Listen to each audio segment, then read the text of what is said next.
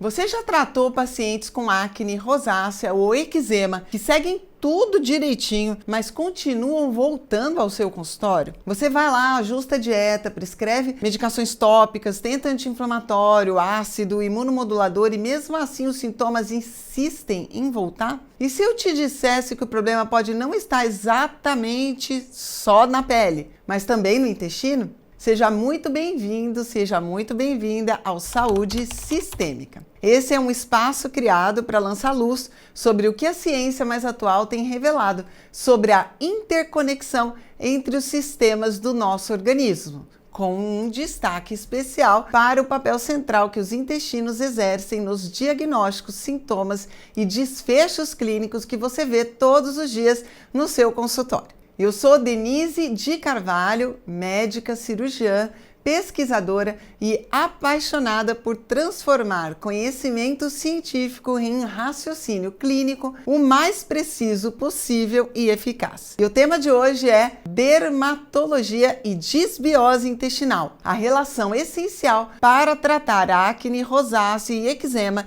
de uma forma funcional. Se você é profissional da saúde e esse tipo de conteúdo te interessa, já toca aqui no botão de se inscrever, ativa o sininho e compartilha esse vídeo com colegas da área. Assim você não perde os próximos episódios e ainda ajuda a divulgar uma ciência médica que é séria, acessível e aplicável. Então vamos lá, meus queridos? Eu quero te contar o que a ciência já sabe sobre a conexão entre os intestinos e a pele. A pele é, sim, um órgão de barreira com os intestinos, mas também é um órgão de comunicação. Ela responde diretamente ao que acontece no eixo intestino-pele, uma via bidirecional de sinalização que conecta o trato gastrointestinal ao sistema imunológico e neuroendócrino e que se expressa visivelmente na superfície cutânea. Essa comunicação é mediada por citocinas inflamatórias, ácidos graxos de cadeia curta, produzidos principalmente nos intestinos, endotoxinas bacterianas como os lipopolissacarídeos, também dos intestinos, e também por compostos neuroativos produzidos tanto por micro-organismos lá nos intestinos, quanto pelo próprio órgão, o intestino. Ou seja, alterações na microbiota intestinal, como as que ocorrem na disbiose, podem gerar respostas inflamatórias sistêmicas que se manifestam na pele, especialmente em pacientes que já exibem algum tipo de predisposição. E essa não é uma hipótese nem nova, nem isolada.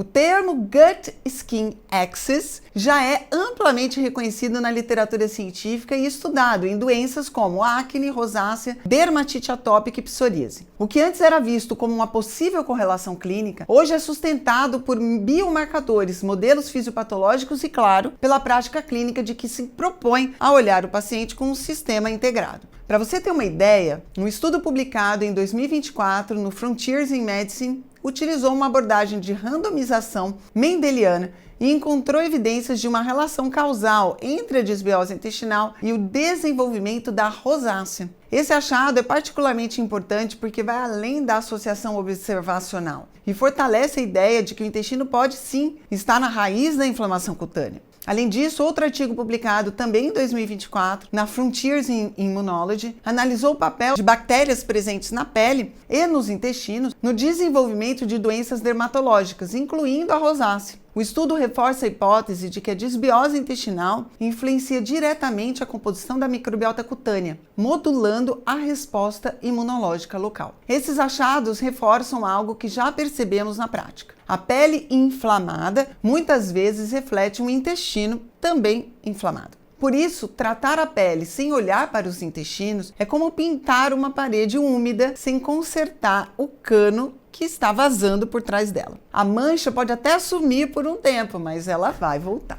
Agora que você já entendeu que existe um eixo real entre os intestinos e a pele, nós vamos nos aprofundar nos mecanismos pelos quais a disbiose intestinal interfere diretamente na saúde cutânea. Começo pelo aumento da permeabilidade intestinal, o famoso leaky gut. Esse é o primeiro elo da nossa corrente. Quando a integridade da mucosa intestinal está comprometida, fragmentos bacterianos, antígenos alimentares mal digeridos e endotoxinas, como os lipopolissacarídeos, atravessam a barreira intestinal e entram na corrente sanguínea. Esses compostos são identificados pelo sistema imune como uma ameaça.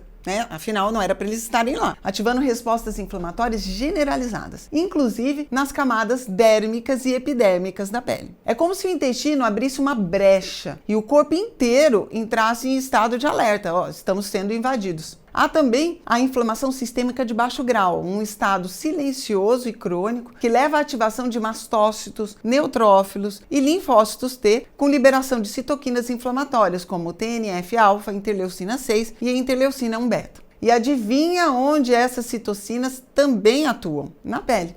Elas promovem vasodilatação, vermelhidão, prurido, exacerbação de lesões e aumentam a sensibilidade cutânea. Essa inflamação, então, que vaza do intestino para a pele, alimenta condições como rosácea, acne, principalmente a acne mais inflamatória, e eczemas crônicos. Outro mecanismo é a disfunção das barreiras. É importante entender que tanto o intestino quanto a pele são estruturas de barreira entre nós e o meio externo. Na disbiose, há uma perda da função de contenção intestinal dessa barreira, mas muitas vezes isso acaba se repetindo também na barreira epidérmica. O resultado? Uma pele mais reativa, mais permeável a alérgenos e substâncias irritantes do ambiente e de cosméticos, por exemplo. Isso explica por que pacientes com disbiose têm a pele sensibilizada, mais propensa a crises e menos responsiva a tratamentos tópicos. Por fim, vamos falar de alterações hormonais e neuroquímicas. A microbiota também participa da produção e do metabolismo de hormônios e neurotransmissores, como o cortisol, a serotonina,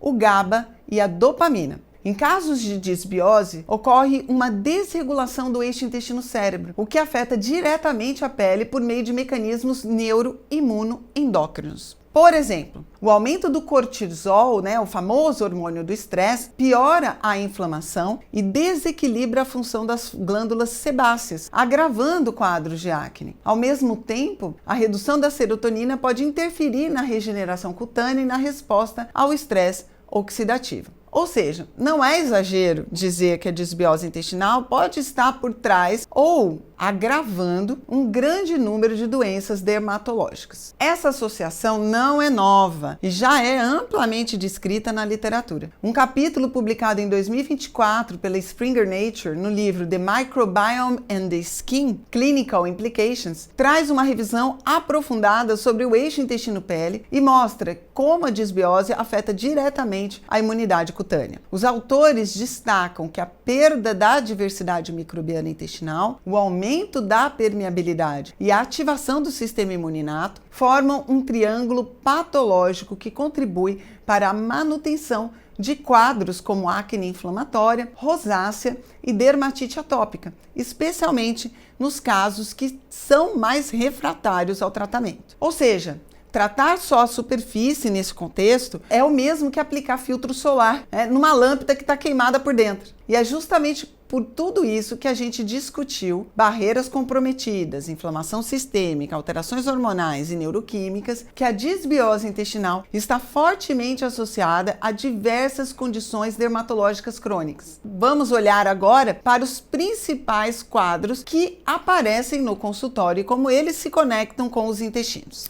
Começamos com um clássico, a rosácea. Os estudos mostram uma alta prevalência de supercrescimento bacteriano de Delgado e H. pylori em pacientes com rosácea muito superior à população geral. E o mais interessante, a erradicação do hipercrescimento com rifaximina demonstrou melhora sustentada de lesões cutâneas, o que reforça a relação causal entre disbiose e inflamação dérmica. Ou seja, não é só sobre o rosto, é sobre o intestino, principalmente nesse caso o intestino delgado. Agora é a vez da acne.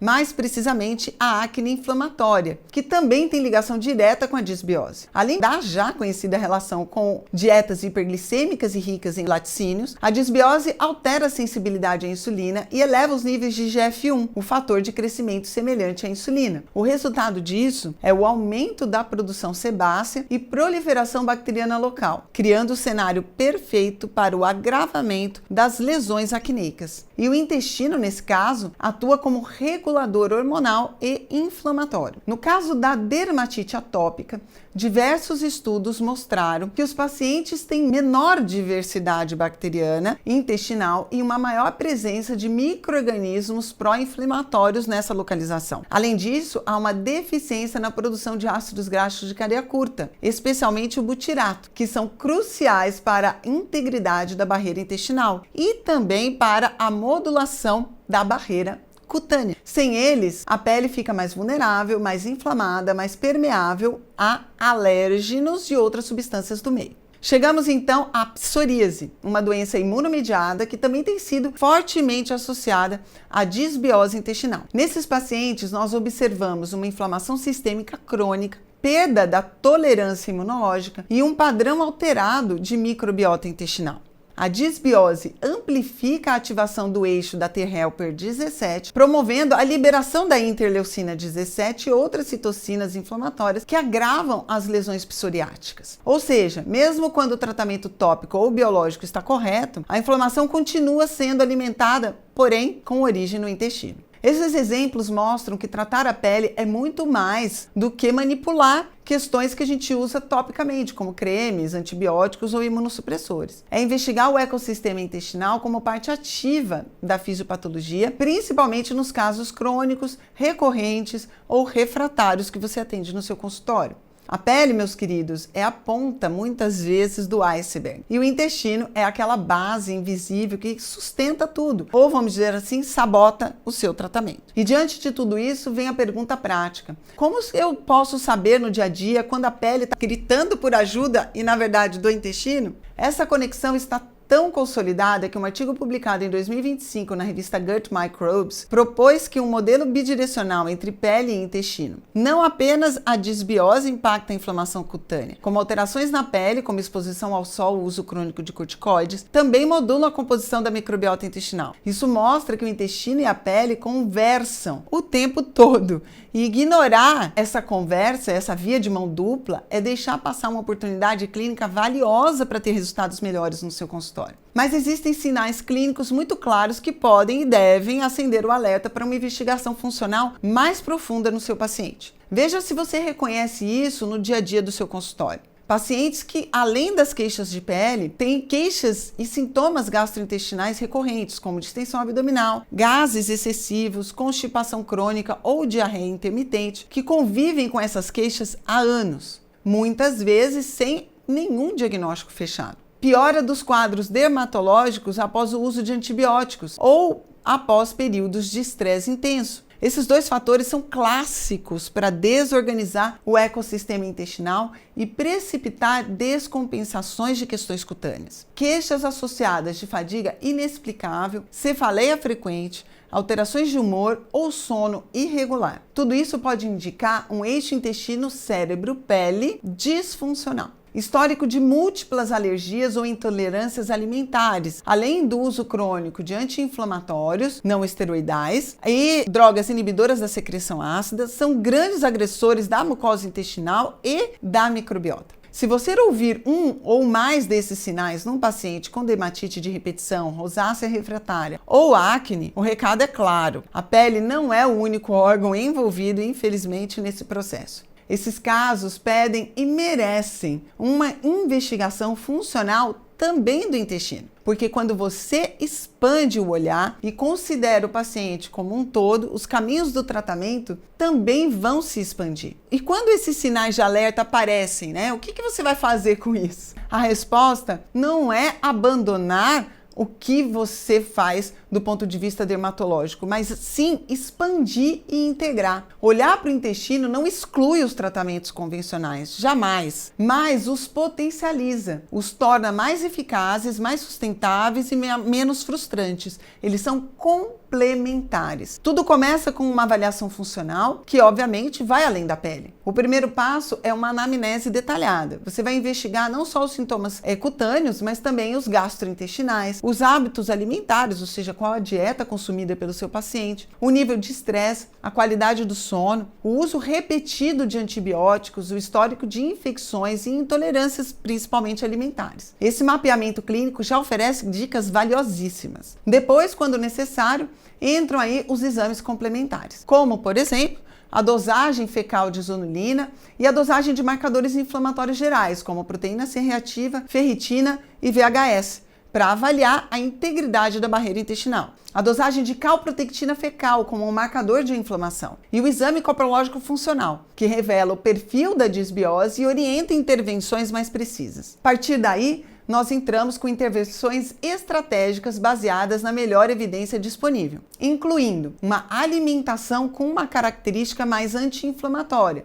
E ela vai se traduzir numa dieta mais rica em fibras, com ênfase em cereais integrais, frutas vermelhas, sementes oleaginosas e vegetais variáveis, que alimentam bactérias benéficas e ajudam na produção dos ácidos graxos de cadeia curta, como o butirato. Probióticos selecionados, com cepas padronizadas que possuem uma ação anti-inflamatória e imunorreguladora, tá? Como o Lactobacillus rhamnosus GG ou o LGG. Probióticos como inulina, fós e psyllium, que ajudam a reconstruir a biodiversidade da microbiota. Eu gosto muito ainda da goma caça e da goma aguar. Moduladores da barreira intestinal, como glutamina, vitaminas do complexo B, vitamina A, zinco e polifenóis, que auxiliam na recuperação da mucosa. E, claro, redução no consumo de alimentos ultraprocessados, aditivos químicos e alimentos com alto teor de agrotóxicos, que são fatores agressores silenciosos do intestino